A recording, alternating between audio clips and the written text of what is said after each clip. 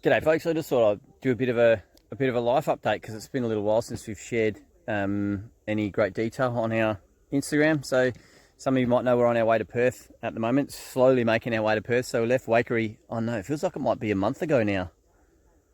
Maybe it's not, 2 or 3 weeks. There's a lot's happened. So you know how sometimes time gets distorted when a lot happens in your life, like when you go on a holiday and it feels like forever, and then you go back to work and it feels like you never had it. Kind of time gets distorted when you do lots of things. But anyway, so we left Waikerie, went down to St Kilda boat ramp and stayed there because you can park up there for $7 a night or something like that. And you can fit there. It's not like trying to fit in the caravan parks in the city and whatever. So we don't get close to cities and stuff, mainly for that reason. So yeah, we stayed there, caught up with our son and a friend and hung out there for a day or so. Did a little bit of shopping. I went down to Semaphore to do some grocery shopping because it's like 20 minutes from there. And then from there we went to Wallaroo, did a little bit of beach stuff, beach hangs, which was really nice to get in the ocean. Oh man, I miss it so much. Went for a walk on the beach. And then from there we needed to do some bus maintenance, and we were going to stay in a place called Alford, I think, which has a free camp or a donation camp, which looked really nice, and it was a really nice spot.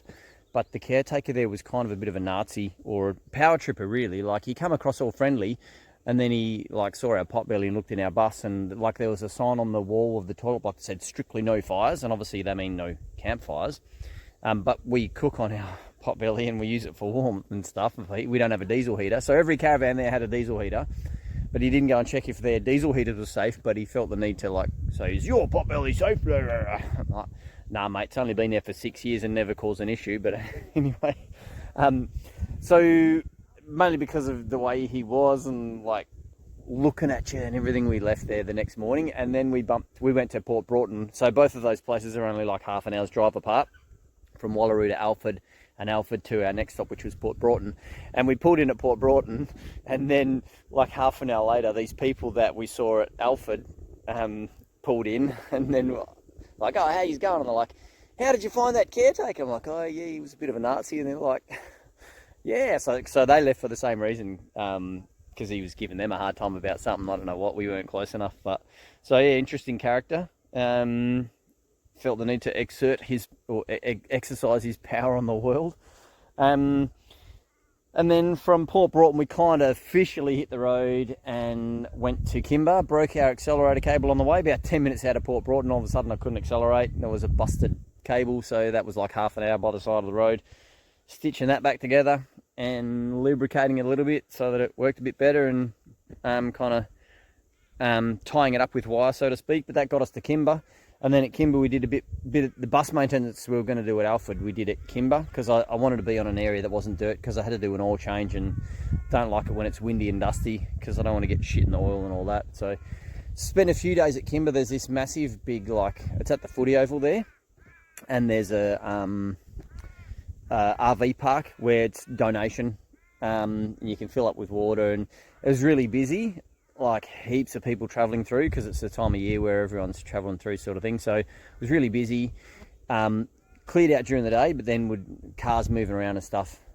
Leaving in the morning and then arriving in the afternoon, evening kind of thing. So bit of movement and stimulation and all that. And then we left Kimber yesterday, and we're now we've got some postage going to Ceduna, which is not going to be there till like Tuesday next week. So we can't leave there until then. So we thought we'd take a little bit of a cruise down the Eyre Peninsula. We're not far from Elliston at the moment. Got here yesterday, and it's bloody beautiful. There's one other caravan here, which we can't even see or hear. It's a private property camp, and the guy's it's like a farm. And let me just show you. Hang on, how do I flip the camera on this thing? I think it's like that. No, can't do it while I'm talking. I'm using a gimbal. So anyway, I'll just turn around and then try and give you an idea. So it's all this like open land behind me, pretty specky. And it's like farmland or whatever. And the guy's got it all set up. There's heaps of space and plenty of room for big rigs to get in and all that. So we found our little spot. He's also got water here as well.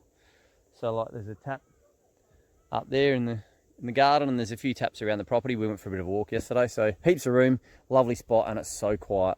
There's the road that I can actually see a car on the road from here. It's about a K to the road. And that is not a major highway. It's a highway that goes between Lock and Elliston. So no trucks. And it is so peaceful. Way different to Kimber being out here. So that's lovely. And yeah, no maintenance to do on the bus. No, nothing to do on anything. We're just sitting, chilling and loving it, soaking it up for a couple of days. Michelle's on the phone to our son Tom at the moment in the bus. He's on his way to Sydney for a thing. It's called a kendama. It's like a ball and a stick thing. And it's this whole Japanese, it's almost like a sport. It's pretty serious. So he's on his way there for that. Our daughter is leaving Cairns today. They're sailing across to Perth. They've only got like, what did she say this morning? I think she said 5,000 nautical miles. That's like 9,000 and something nearly kilometres. And we're racing them. So stay tuned. This is going to be a world's slowest race, the tortoise and the snail,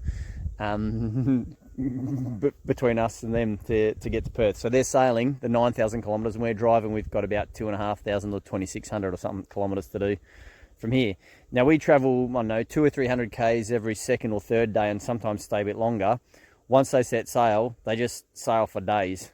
And we both go, well, we go 100 kilometres an hour. They go like, I don't know, 6 to 8 knots, which is 10 to 12 kilometres an hour. So a lot slower, but they just keep going when they get in the open ocean. They make a couple of stops along the way. But yeah, so I might update you along the way. This has been a very long video, 6 minutes. Congratulations if you got to the end of this video.